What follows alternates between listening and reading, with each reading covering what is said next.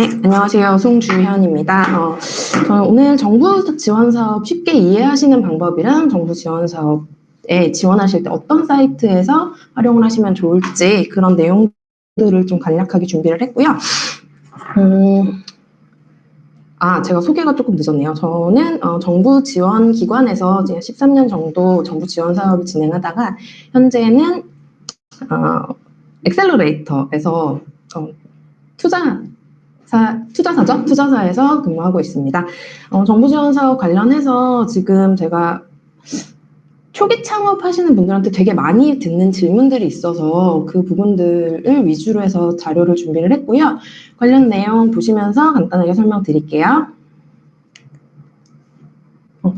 정부 지원 사업에 대해서 전부 알고 계실 텐데, 정부 지원 사업은 이제 사전적 의미를 보면 스타트업 창업 촉진, 일자리 창출을 위해서 정부 자금을 통해서 성장할 수 있도록 도와주는 사업을 얘기해요. 정부 지원 사업에는 굉장히 많은 분야들이 있는데, 크게는 창업 교육, 시설 공간, 멘토링 컨설팅, 시제품 제작, 판로 개척, 해외 진출, 그리고 제일 궁금해하시는 정책 자금이랑 R&D 부분이 있습니다. 정책 자금이나 R&D 부분은 사실 그렇게 크게 다르지 않아서 그 부분을 좀 통합해서 지금 준비를 해놨고요. 다음 장표를 보시면 정부 지원 사업을 받으시는 가장 큰 이유가 보통은 이제 그 자금 부분에 이슈들이 많이 있으셔서 지원을 받으려고 하시는 거잖아요. 자금 부분에 대해서 크게 세 가지로 나뉜다고 보시면 돼요. 용자, 출연금, 투자 자금 이렇게 세 가지로 나뉜다고 보시면 되는데 사실 출연금이나 지원금을 되게 많이 혼란스러워 하시는데 같은 의미예요. 출연금이나 지원금 같은 의미고 이 비용에 관련해서 좀 간략하게 설명을 드리면 용자 같은 경우는 다들 아시다시피 대출이에요. 대출 금액이고 이거는 정부에 다시 갚아야 하는 금액입니다. 그래서 대출 받아보신 분들 다 아시겠지만 이자율이 사실 좀 높아요. 그래서 정부 지원 사업에서 좀 눈여겨보실 융자 부분은 청년 지원 자금, 전용 자금이 있는데 그 자금이 고정금리가 2%대고 대출 금액이 아마 1억 정도까지 될 거예요. 물론 이것도 신용도에 따라서 조금 차등이 있긴 합니다. 그 부분을 좀 잘 활용하시면 되고 출연금이나 지원금 같은 경우에는 아시는 분들 아시겠지만 이거는 정부에 갚는 돈은 아니에요. 정부에서 정말 우리가 정부에서 이만큼 지원을 해줄 테니까 이 금액을 가지고 이만큼 성장을 해보세요 라고 지원을 해주는 금액이기 때문에 이거를 다시 갚을 필요는 없어요. 대신에 이 사업 자체가 성공 판정이 됐을 경우에는 기술료를 납부를 하시면 되는데 기술료율은 각 지원 기관들마다 정부 부처마다 기술료 비율이 다르기 때문에 그거는 이제 공고문에 나와 있는 대로 참고를 하시면 되고 다만 이거를 갚으셔야 하는 이슈들이 생길 수 있는데 그 이슈가 뭐냐면 실패 판정을 받으셨을 때 성실 수행의 경우에는 사실 그냥 종료가 되는 거라서 정말 이 성실하게 정부 사업을 수행했다고 하면 이 금액을 갚지 않아도 되지만 실패했을 경우, 그러니까 자금 유용을 했거나 아니면 배임이나 횡령 같은 좀 중차대한 이슈들이 생겼을 경우에는 이 사업에 지원한 총괄 책임자는 5년 이상, 5년 정도 아마 정부 사업에 참여를 못 하실 거고요. 이 정부 지원 사업에 지원했을 사업자 등록 번호로도 3년 이상은 정부 사업에 지원을 하실 수가 없습니다. 그 부분은 좀 잘 확인을 하시면 좋을 것 같고 지원금 성격을 보면 지원금이 현금으로 지급이 되는 비용이 아니에요. 보통 지원을 받으면 우리가 왜 이걸 현금으로 못 써요? 라고 질문을 진짜 많이 하시는데 정부 지원금은 바우처 제도나 포인트 제도로 분리가 돼서 지원이 됩니다. 바우처 제도는 말 그대로 내가 티켓을 받아서 이걸 가지고 지원 금액을 받는 형태라고 생각을 하시면 되고 포인트제는 되게 많이 힘들어 하시는데 포인트제는 그 통장을 개설을 하시는 거예요. 사업비 통장을 개설하셔서 이 통장을 가지고만 사업비를 소진을 하셔야 돼요. 근데 사업비 카드를 발급을 해주거나 계좌이체를 하시는 데에는 사용을 하실 수가 있습니다. 사업비 관련한 구성 부분에 대해서 되게 질문이 많이 들어오는데 그 부분은 제가 뒤편에 간단하게 설명을 해놨으니까 바로 넘어갈게요. 투자 자금은 아시다시피 이제 엑셀러레이터나 VC에서 투자받는 금액들. 투자 자금은 사실 연 7% 정도의 이율로 다시 돌려줘야 하는 금액인 거죠. 그리고 정부 지원금에도 투자 자금이 있어요. 투자 연계형 지원 사업이 있는데 그것도 정부의 지분을 주셔야 하는 부분이라서 이건 조금 성격이 다른 지원 자금이라 고민을 조금 많이 하시고 지원을 하시는 게 좋습니다. 다음으로 넘어갈게요. 제가 사실 정부 지원 사업에 관련해서 일을 오래 했다고 했을 때 제일 많이 듣는 질문 중에 하나가 뭐냐면 정부 지원 사업을 어디에서 지원하는지 모르겠어요. 왜 질문을 진짜 많이 받아요. 근데 이거는 좀 잘 안 찾아보셔서 그렇고 많이 찾아보시면 되게 많은 곳에서 정부 지원 사업을 수행을 합니다. 네, 제가 그래서 사실 정부 부처를 지금 다 따왔어요. 그래서 정부 부처를 보시면 제가 지금 네모칸으로 체크해놓은 칸들은 보통 정부 지원 사업이 다 수행이 되는 기관들이에요. 국토교통부도 사실 가끔 한 번씩 올라오긴 하는데 그 내용이 좀 디테일하고 너무 제한적인 내용들이 많아서 포괄적인 정부 지원 사업이라고 보기에는 조금 힘들고 포괄적으로 ICT나 뭐 IoT, 뭐 정보통신 관련한 것들은 나이파나 정보통신부 쪽이죠. 나이파나 중소기업부에서 많이 지원을 하시면 될 것 같고요. 그 콘텐츠 관련한 사업 같은 경우는 콘텐츠진흥원이나 중소기업부 쪽에서 많이 지원을 받으시면 됩니다. 그리고 또 많이 하시는 질문 중에 하나가 예술 분야나 문화 분야는 어디에서 지원을 받아야 해요를 질문을 많이 하시는데 문화 관련 지원 사업도 되게 많아요. 그래서 콘텐츠진흥원 쪽이나 예술문화경영지원센터라는 곳이 있는데 그곳을 찾아보시면 예술문화 관련한 부분들의 지원 사업을 좀 많이 찾아보실 수 있어요. 그리고 디자인 제조 관련 사업들에 대한 질문을 제가 받았었는데 이것도 분야에 따라서 지원이 가능해요. 그래서 예술문화경영지원센터나 아니면 콘텐츠진흥원 쪽에서 찾아보시면 맞는 사업들을 찾으실 수 있습니다. 그리고 중소기업부 관련 사업들은 보통 K-스타트업 사이트 다들 아시죠? 그쪽에 많이 올라가고 있기 때문에 거기에서 총괄적으로 뭐 시기를 잘 맞춰서 지원을 하시면 되고 그래서 제가 주요 사이트들을 몇 개 가지고 왔어요. 정부 지원 사업을 검색하시는 게 되게 힘들다는 말씀들을 많이 하셔서 주요 쟁점으로 찾아보셔야 하는 곳들을 찾아봤는데 K-스타트업 다들 알고 계시는 곳이고요. 콘텐츠진흥원 그리고 나이파 있고요. 좀 많이 모르시는 분들이 계신데 비즈인포라고 기업마당이라는 사이트가 있어요. 이 사이트가 지자체 지원 사업이나 정부 부처 지원 사업들이 꽤 많이 올라옵니다. 총괄적으로 많이 올라오고 제가 지금 빨간색으로 칸을 쳐놓은 것이 뭐 기술이나 창업, 뭐 해외 진출, 판로 개척 분야에서 어떤 부분에 지원 사업을 찾으십니까를 선택하고 들어가시면 지역도 선택을 하실 수가 있고요. 그리고 어떤 사업을 찾아서 내가 지원을 할지에 대한 내용도 간략하게 올라와 있기 때문에 비즈인포 사이트를 활용을 하시면 조금 도움이 많이 되실 거예요. 그리고 기술개발 사업이 아닌 경우에는 마케팅 지원 사업이나 특허 지원 사업 같은 경우는 비즈인포에 거의 다 올라온다고 보시면 돼서 그 내용들을 조금 상세하게 살펴보시고 맞는 지원 사업에 지원을 하시면 됩니다. 그리고 정부 지원 사업 공고문을 좀 다들 잘 안 보시는 분들이 많아요. 그리고 찾아보지 않으시는 분들이 많으신데 보통 저 같은 경우에도 연초가 되면 통합공고가 게재되는 정부 지원 사업 통합 공고를 확인을 합니다. 이걸 확인 안 하시면 그 해년도에 어떤 사업들이 주요 쟁점으로 올라와서 지원을 받을 수 있는지에 대한 내용을 파악을 하실 수가 없어요. 그래서 정부 지원 사업 공고는 보통 1월 초에 올라오기 때문에 1월 초에 좀 기다리셨다가 K-스타트업 사이트에 들어가시면 통합사업 공고가 올라옵니다. 이 공고문은 꼭 다운을 받으시는 게 좋은 게 각 부처에서 각 부별로 어떤 사업들을 주요 쟁점으로 지원을 할 건지에 대한 내용을 간략하게 설명을 해서 올려놔요. 한 장짜리로. 그래서 보통 한 400개 정도 지원 사업들에 대한 간단한 공고 기준을 보실 수가 있고요. 그걸 보고 체크해 주셨다가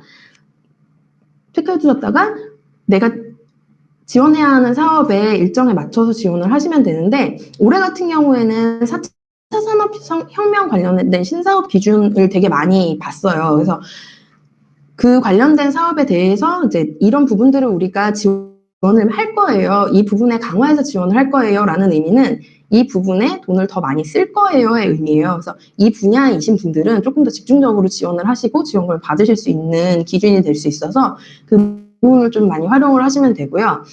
정부 지원 사업 같은 경우에는 연에 한 번만 올라오는 게 아니라 특정 감사 기간 이후에 추경을 실시를 하는데 각 부처별로 남는 예산을 가지고 다시 재분배를 해서 이 사업이 잘 되고 있었으니 우리가 이 사업에 조금 더 투자를 할게. 그러니까 니네가 이 사업비를 가지고 조금 더 창업팀을 키워봐 라고 비용을 내려주는 것들을 추경이라고 하는데 추경 이후에 추가 사업 공고를 보시면 이게 조금 더 경쟁률이 낮을 수 있어요. 연초에 너무 많이 몰렸었기 때문에 이때 떨어지신 분들은 추경 이후 사업을 노리시는 것도 방법입니다. 통합 공고문을 좀 상세하게 보시는 방법을 좀 다들 잘 아셨으면 좋겠는데 이게 실제로 올해 올라온 통합 사업 공고예요. 통합 사업 공고를 보시면 각 세부 사업이랑 내역 사업 그리고 지원 규모나 신청 접수 일정 관련한 내용들을 다 담아두는 사업이라서 이걸 보시면 전체적으로 올해에 어떤 사업들에 주력해서 사업비를 집행을 하고 또 이 사업들을 뽑는지에 대해서 많이 나오기 때문에 정부 지원 사업에 지원을 하시려고 준비하시는 분들은 통합 공고문을 꼭 확인하셔야 합니다. 그리고 이 공고문에 보시면 정책 방향이 나와 있어요. 아예 대놓고 4차 산업혁명 유망 기술 분야에 연간 2천억을 집중 지원합니다. 우리는 이쪽에 이만큼 지원을 할 거니까 여기 분들 많이 지원해 주세요를 아예 그냥 대놓고 알려줍니다. 이 부분에 좀 집중해서 공고문을 보시고 지원을 하시면 되는데 제가 되게 많이 웃었던 게 이번에 DNA 전용 사업을 신설을 했다고 하는데 이게 데이터 네트워크 AI 전용 사업이래요. 이쪽 분야이신 분들은 올해 지원 사업 아직 끝나지 않은 것들 많이 찾으셔서 빨리 지원을 하시면 좋을 것 같습니다. 그리고 제가 또 많이 받는 질문 중에 하나가 중복 지원 어떻게 확인해요? 랑 저는 이거 지원했는데 그 다음번에 이거 지원할 수 있어요? 를 진짜 질문을 많이 받는데 지금 제가 화살표 단계로 해놓은 걸 보시면 성장 단계별로 사실 지원은 가능해요. 근데 만약에 성장 부분을 먼저 받으셨으면 예비 부분은 못 받아요. 그러니까 처음에 받으실 때 정부 지원 사업을 어떤 방식부터 받으실 건지에 대해서 조금 잘 설계를 하셔서 받으셔야 하고요. 예비 창업 패키지에 지원 제외 대상 사업이 중복 지원이 안 되는 사업들이거든요. 만약에 예비 창업 패키지를 했으면 초기 창업 패키지는 못 해요. 이런 식으로 그 공고문에 사실 다 나와 있는데 이 부분들을 잘 안 찾아보시더라고요. 좀 잘 찾아보시고 중복 지원 제외되는 사업들은 좀 피하셔서 진행을 하시면 좋을 것 같고 성장 단계별로 사실 지원 사업에 신청을 하셔야 조금 더 유리하게 사업 진행에 도움이 되실 수 있어요. 성장 단계나 도약 단계를 먼저 받으신 분들은 다시 예비 창업은 절대 못 받으시니까 그거는 꼭 유념하시고 내가 지원하는 사업이 이게 초기 단계인지 성장 단계인지 도약 단계인지 잘 모르겠다. 관리기관 담당자한테 전화하시면 됩니다. 알려주실 거고요. 중복 지원이 어떤 게 안 되는지도 잘 알려주실 거예요.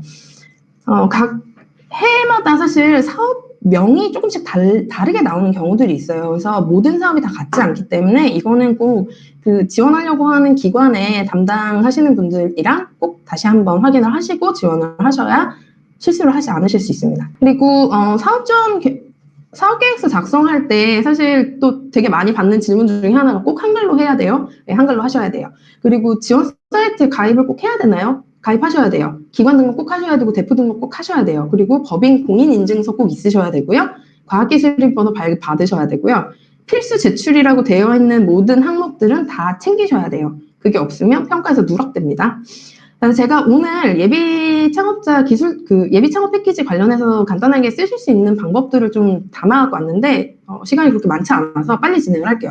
정부 사업할 때 잊지 마셔야 될 게, 내가 왜 지금 이 사업이 니네가 지원해주는 사업이랑 맞는 건지, 핏이 왜 맞는 건지, 그리고 내 사업을 왜 정부에서 지원을 해줘야 되는 건지, 나는 어떤 부분을 성장을 시키고 싶은 건지, 그리고 내 사업이 시장 조사가 얼마만큼 충분히 되어 있고, 그 시장 안에서 얼마만큼의 포션을 차지할 수 있는지, 그리고 내 사업을 다른 사람이 따라하지 못하게 진입장벽을 충분히 높일 수 있는 건지, 이 내용이 정부 계획서에 들어가지 않으면 사실 선정되기 좀 힘들다고 보시면 돼요. 사업계획서 전에 할 일은 제가 지금까지 계속 강조했던 것처럼 공고문 꼭 확인하셔야 되고요. 주관기관마다 사실 지원하는 분야나 좀 집중적으로 지원하는 분야들이 다르기 때문에 그 수행기관별로 특화 분야가 상이한 부분은 조금 확인하시고 지원을 하시면 좋을 것 같고, 네, 신청 제외 대상은 돈 안 내신 거, 세금 안 내신 거는 무조건 지원 못 한다고 보시면 되고요. 그리고 폐업 경험이 있는데 동종 제품을 서비스를 다시 해서 재창업했어요. 근데 만약에 이종 업종이면 지원하실 수 있어요. 동종 업종이면 불가능해요. 동종 업종이라고 하는 건 사업자 등록증에 업종이랑 업태가 같으면 안 되는 거고, 그게 다른 경우에는 지원을 하실 수 있어요. 그리고 정부 지원 사업에서 제일 중요한 부분은 평가 지표를 확인하고 진행을 하셔야 돼요. 이 평가 지표는 그 신청서 작성할 때 꼭 나오기 때문에 그 평가 지표를 보시면 어떤 게 점수를 주는 부분인지가 나와 있거든요. 이 부분 꼭 확인하시고 사업계획서를 쓰시면 조금 더 도움이 되고요. 정부 지원 사업 같은 경우에 1, 2점 차이로 사실 평가에서 선정이 되고 탈락이 되는 경우들이 되게 많아서 그 가점 대상 부분 꼭 확인해서 우리가 챙길 수 있는 거는 꼭 챙기시고, 만약에 여성 창업자 분들이신 경우에는 여성 창업 무대 가점이 또 있으니까 그것도 좀 잘 챙기시면 좋을 것 같습니다. 그리고 사업계획서 같은 경우에 지금 이 페이지가 다라고 보시면 돼요. 이 내용들이 다 들어가 있으면 사업계획서에서는 문제없이 통과를 하실 수가 있어요. 서류에서는. 평가 지표가 결국에는 사업계획서 작성 과정에 다 녹아져 있는 거기 때문에 이 부분들을 조금 좀 잘 풀어서 쓰시는 거라고 생각을 하시면 될 것 같고요. 예비 창업 패키지 사업계획서 같은 경우에 제가 지금 이거를 따갖고 온 이유 중에 하나가, 지금 제가 질문을 받았던 분들이 보통 초기 창업이시거나 아니면 그 창업 지원 사업에 지원을 안 해보셨던 예비 창업자 분들이 많으시더라고요. 그래서 예비 창업 패키지를 가지고 왔는데, 쓰실 때 보시면 그 사업 계획서에 파란색 글자나 박스로 가이드 부분을 주는데, 이걸 제출하시는 분들이 이걸 삭제를 안 하고 제출하시는 분들이 되게 많아요. 이거 꼭 삭제하시고 내 사업 계획서가 이렇다라는 내용을 정말 명확하게 쓰셔야 돼요. 기술개발 사업 같은 경우에 기술개발 부분을 얼마만큼 넣어야 돼요를 질문을 많이 주셨는데, 기술에 대한 부분은 되게 명확하고 간단하게 작성을 하시는데, 사업 계획서상에서 전문적인 것처럼 보이는데 발표평가에 전문적이지 않으면 탈락해요. 그러니까 전문적인 지식은 충분히 녹일 수 있는 내용으로 작성을 하시는 게 좋고요. 그리고 대학생 창업이신 경우에 팀원 구성이 왜 중요해요를 물어보시는데, 투자를 받을 때도 그렇고 융자를 받을 때도 그렇고 팀원 구성이 제일 중요해요. 사업 계획 다음으로 중요한 게 팀원 구성인데, 팀원 구성이 중요한 이유는 인하우스에서 우리가 얼마만큼 이거를 소화를 할 수 있는지를 보여주는 역량인데, 그게 없으면 사실 정부 지원 사업도 우리가 뭘 믿고 너네한테 지원을 해줘가 되는 거기 때문에 그 부분은 좀 많이 고려를 하시면 좋고, 관련 전공자가 팀원으로 합류하시는 거 되게 좋은 방법이에요. 그리고 대학교가 주관 기관인 경우에는 예비 창업 패키지로 그 대학교에 지원을 하시면 도움을 많이 받으실 수 있어요. 그리고 혹시나 우리 팀에 인력이 그게 안 된다 그러면 자문 인력으로 섭외하세요. 그래서 뭐 상임 고문이나 고문으로 섭외를 하시고 그분을 팀원으로 넣어서 같이 진행을 하신다고 하면 조금 더 도움이 됩니다. 그리고 제가 제일 많이 받는 질문 중에 하나가 이제 사업비 관련된 질문인데, 정부 출연금이 5억인데 민간 부담금이 20%래요. 그러면 저는 1억을 준비해야 되나요? 아니에요. 정부 출연금이 정부 출연금이 75%라는 거는 그 5억이 75%라는 거고, 총 금액은 계산을 하면 한 6억 2,500 정도 될 거예요. 그러면 1억 2,500은 네가 준비를 해. 우리는 5억을 지원을 해줄게. 이 내용이에요. 그 부분을 잘 모르셔가지고 사업비를 짤 때 되게 힘들어 하시는데, 그 나머지 민간 부담금, 자부담금이라고 하죠. 자부담금을 태우셔야 되는데, 민간 부담금은 현금이랑 현물로 나뉘어져요. 현금은 실제로 돈을 내셔야 하는 현금이고요. 현물은 법인 계좌에서 나가는 비용, 그러니까 월 나가는 임차비나 대표자의 인건비, 아니면 기자재 비용. 근데 기자재 비용은 조금 주의를 하셔야 되는 게, 기자재는 감가상각 적용해서 30% 제하고 들어가기 때문에 비용을 조금 많이 책정을 받지는 못해요. 그러니까 그 부분보다는 대표자 인건비나 사무실 임대료나 임차료 같은 부분들, 좀 통 큰 부분을 현물 출자 확인서로 작성을 하시고, 우리는 법인에서 이만큼 돈을 집행을 할 거고 현금은 우리가 니네 계좌에 넣어줄게. 그러니까 너네는 우리한테 5억을 주세요. 이렇게 해서 비용을 맞추시는 거예요. 그리고 같은 사업인 것 같은데 기관별로 사업비가 왜 다르죠? 예산이 달라요. 이거는 기관 부처별로 배정된 예산이 다 다르기 때문에 그건 어쩔 수가 없어요. 모든 사업이 기관별로 사업비가 다 똑같을 수는 없고, 대신에 창업자 입장에서 주의를 해서 이제 지원을 하셔야 되는 거는, 지원 비용이 2천만 원이든 5억이든 10억이든 전혀 상관이 없어요. 들어가는 공수는 똑같아요. 비용 쓰신 거 온라인에 그 시간 은행처럼 되어 있는 사이트에서 뭐 부가세 납부하셔야 되는 것도 똑같고 문서 작성하셔야 되는 것도 똑같아요. 그래서 비교해 보시고 비용이 큰 쪽으로 가시는 게 맞아요. 사업 신청 때하고 실제 집행비가 다른 경우에는 어떻게 해요? 관리기관에 사업비 변경 신청하시면 돼요. 관리기관 사업비 변경 신청하셔서 예산 승인 받아서 집행하시면 되고, 대신에 사업 종료 1개월 전에는 기자재 절대 못 사시고요. 뭐 사업비 변경 자체가 안 되는 경우들이 있으니까 그 부분은 확인을 하시고 기관별로 좀 확인을 하시는 부분이 필요합니다. 그리고 이거는 이제 정부 지원 자금 총 계산 방법인데, 이거를 제가 이제 좀 생각하시기 편하게 표로 만들어 놨으니까 이거 보고 확인을 하시면 좋을 것 같고요. 사업계획서 잘 쓰는 요령이나 사업계획서 평가에서 좋은 평 받는 거 저한테 질문 진짜 많이 하시는데, 제가 말씀드리는 건 항상 똑같아요. 시장조사 충분히 하신 거 맞아요? 네, 저 되게 충분히 했어요. 저희는 전 세계에 저희 같은 시장을 가진 사업은 없어요. 절대 그렇지 않아요. 시장조사 충분히 안 하신 거예요. 시장조사 진짜 많이 하시고, 그리고 경쟁사랑 뭐가 다른지 차별성 정말 확실하게 쓰시고, 그리고 뭐 논문이나 기사나 학계 검증 자료들을 많이 활용을 하세요. 제가 생각하기에 제 주변에서 이걸 되게 많이 쓰기 때문에 저는 이 아이템이 되게 좋은 것 같아요. 그거 절대 안 먹혀요. 그리고 아무도 믿어주지 않아요. 그래서 내용 검증이 절대적으로 필수로 할 수 있는 부분들로 활용을 하시고, 그리고 시장 조사는 충분히 하시고, 그리고 우리가 이 시장에 들어갔을 때 우리가 얼마만큼의 시장 점유를 할 수 있는지에 대해서 추정 관련된 내용들은 꼭 넣어주시는 게 좋습니다. 그리고 사업계획서 쓰실 때 사실 제일 좋은 게 스토리라인이 있는 사업계획서예요. 그래서 제가 지금까지 봤던 거 중에, 물론 지금 이거 보시면 다들 이 서비스가 어떤 거구나 라고 아실 텐데, 정말 제일 좋았던 스토리라인이 뭐냐면, 이 대표님이 그 윌슨 주차 관리 쪽에 입사를 하셨다가 낮에 비어있는 주차 유휴면이 너무 많은데 이 공간을 어떻게 활용을 할까를 고민하다가 창업을 하신 게 사실 주차 관련 선결제 서비스를 출시를 하셨거든요. 이게 이제 투자가 진행이 되고 카카오로 M&A가 되면서 지금 굉장히 크게 사업을 성공을 하신 성공 창업자로 분류가 되고 있는데, 이런 식으로 사실 사업 계획서에는 스토리 라인이 필요합니다. 이 내용을 좀 잘 챙겨서 작성을 하시는 게 중요해요.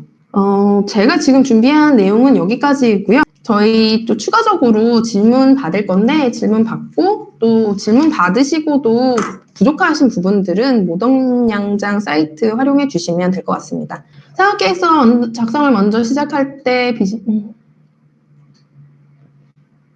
비즈니스 모델을 먼저 쓰는 것이 중요할까요? 비즈니스 모델이 없으면 사업계획서 작성을 못 하시죠. 비즈니스 모델을 먼저 찾고 어떤 비즈니스를 할지를 정하셔야 사업계획서 작성을 하실 수가 있습니다.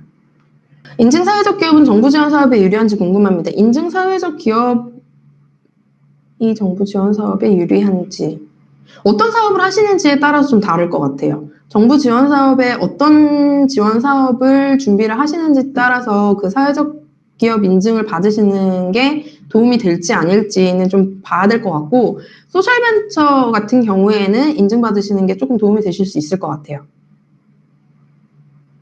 다음 질문. 예비 창업을 지원한 지원 사업에서 매출이 발생하는지가 중요한가요? 중요합니다. 매출 발생을 예비 창업을 제외하고 사실 초기 창업 패키지 같은 경우에도 매출 발생이 그렇게 중요하지 않아요. 근데 그 이후에 제가 말씀드렸던 성장 단계 같은 경우에는 매출 발생이 있는 경우에 훨씬 더 유리한 경우들이 많은데, 매출 기준이 연매출로 20억이 넘어간다 이러면 사실 정부 지원 사업 받기는 좀 힘드세요. 제조업이 아닌 경우에 연매출이 20억이 넘어가면 정부 지원 사업을 뭐하러 받아요. 사실 그런 분들을 받으실 필요가 없고, 매출이 중요한 이유는 이 사업이 시장에서 어느 정도 검증됐는지가 보여지는 거잖아요. 그래서 정부에서도 이게 어느 정도 검증이 됐고 소비자들한테 매출이 발생을 하고 있기 때문에 우리가 지원을 해주면 훨씬 더 매출을 증대시킬 수 있겠구나 해서 그 부분들을 좀 많이 보는 분들이 많아서 이것도 중요한 지표 중에 하나입니다. 체육이 오래돼서 지원 사업 창업 7년 이후는 그러니까 도약 사업 찾아보시면 돼요. 지원 사업 자격이 안 되는 경우 되게 많은 거는 사실 재작년까지였고, 작년부터 7년 이상 된 사업자들 대상으로 지원 사업하는 사업들이 굉장히 많이 늘어났어요. 대출 아니고 지원 사업인 경우들 꽤 있고요. 근데 되게 많지는 않아서 사실 좀 상세하게 찾아보셔야 돼요. 보통 창업 7년 이내의 사업들 같은 경우가 K-스타트업에 많이 올라오고 7년 이후 같은 경우에는 비즈니스에서 찾아보시면 좀 도움되는 부분들이 많고 중견기업 창업 지원 사업들도 있어요. 그 중견기업 창업 지원 센터 같은 곳 찾아보시면 그 부분 좀 확인해 보실 수 있을 것 같아요. 일반 사업자, 법인 일반 사업자로 남아있는 거. 일반 사업자나 법인, 최대한 일반 사업자로 남아있는 것이 유리할까요? 아니면 초반부터 법인으로 시작해야 할까요? 사업자를 지금 안 내신 상황이면 사실 정부 지원 사업은 법인 사업으로 시작을 하셔야 돼요. 지원을 받으실 거면 법인 사업자로 전환을 하시는 게 좋고 최대한 일반 사업으로 남아 계시는 경우에 지원을 받고 싶으신 거면 빨리 법인 사업자로 전환을 하시는 걸 추천드립니다. 정부 지원 사업 지원 시 고용 인원이 중요한 것 같은데 꼭 기입한 인원만큼 고용해야 하나요? 꼭 기입한 인원만큼 고용하지 않으셔도 돼요. 초과해서 인원 고용하셔도 되고요. 만약에 인원을 우리가 생각했던 만큼 고용을 하지 못했다고 하면 그 사업비를 신규 창업 인건비에 잡아놓으신 부분이 있잖아요. 그 부분을 그 관리기관이랑 협의를 통해서 비용을 좀 변경을 해서 사용을 하시는 방법도 있긴 있어요. 근데 가급적이면 처음에 작성을 하실 때 그 고용 인원을 최소 인원으로 잡으시고 추가 인원을 고용하신 걸로 하시면 나중에 성공 지표 쪽에 조금 더 수월하게 도달하실 수 있어요. 이게 만약에 우리가 2명 뽑는다고 했는데 3명을 뽑았어. 그러면 우리는 고용 인원에서 훨씬 더 높은 점수를 받고 졸업을 할 수 있는 지표가 되거든요. 그래서 가급적이면 좀 작은 인원으로 작성을 해두시고 차라리 사업을 진행하시면서 조금 잘 돼서 인원을 늘리시는 게 좀 더 낫습니다. 그리고 사업이 떨어졌을 때 무엇이 부족해서 떨어졌는지 무엇으로 판단해야 할까요? 평가 관련된 내용은 아마 보내주실 거예요. 그 기관별로 조금 다르긴 한데 사업 평가 관련된 평가 코멘트를 주시는 기관들이 있는데 거기에서 좀 참고를 하시면 좋고 어떤 부분이 부족해서 떨어졌는지 판단하는 거는 사실 그건 대표님이 제일 잘 아셔야 하는 부분인데 그래서 제가 뭐라고 말씀 못 드리겠어요. 마지막 질문 하나 더 받을게요. 강의 자료 공유해드립니다. 1대1 컨설팅 해드리는데 그 관련된 내용 모던 양장 사이트로 문의 주시면 아마 답변 주실 거예요. 그리고 그럼 오늘 제가 준비한 정부 지원 사업 관련 컨설팅은 여기서 마무리를 하고 이후에 이제 정부 지원 사업에 선정되고 난 다음에 대면 평가 때 피칭하셔야 되는데 그 부분 이제 얼만큼 효율적으로 잘 할 수 있는지 강의해 주실 장나영대 대표님께 마이크를 넘기도록 하겠습니다.